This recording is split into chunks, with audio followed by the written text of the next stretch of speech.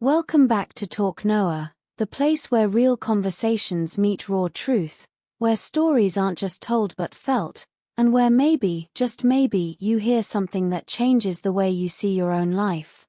I'm Noah, and today's episode isn't just a story, it's a reflection, a confession, and honestly, a quiet warning from the past version of me who learned things the hard way so that maybe you don't have to. Because there are things in life that no school teaches, no friend explains clearly, and no one really sits you down for. You just crash into them, you break a little, and then you understand. So today, let's talk about the 5 things I wish I knew earlier, before life forced me to learn them.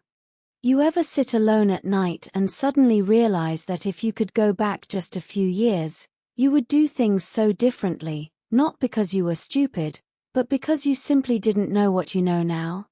All the time. And it's strange because back then, I thought I knew everything. I thought I was making the right choices, trusting the right people, chasing the right dreams, but now it feels like I was just guessing. Exactly. And that's the scary part about life. No one tells you that most of your decisions are made without enough awareness, and the consequences only show up later, when you've already paid the price.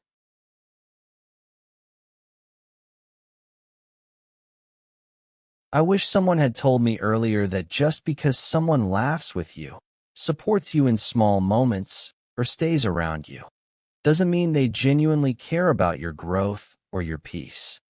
Yeah, because sometimes people don't come into your life to support you, they come to use your energy, your kindness, your attention, and you don't realize it until you feel drained instead of fulfilled after being around them. And the worst part is, you defend them. You ignore the red flags. You convince yourself that maybe you're overthinking. Maybe they're just going through something. Until one day you realize you were the only one being real. If I had known earlier that protecting my peace is more important than maintaining fake connections, I would have saved myself so much emotional exhaustion and silent heartbreak.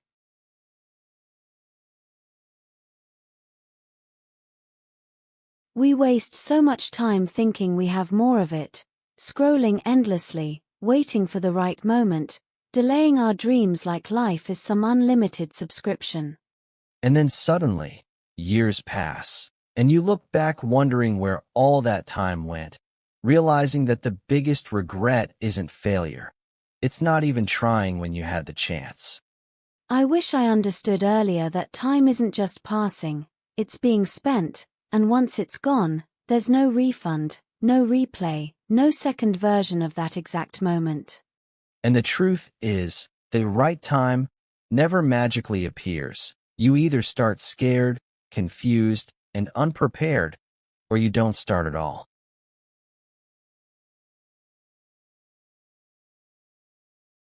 This one took me years to accept.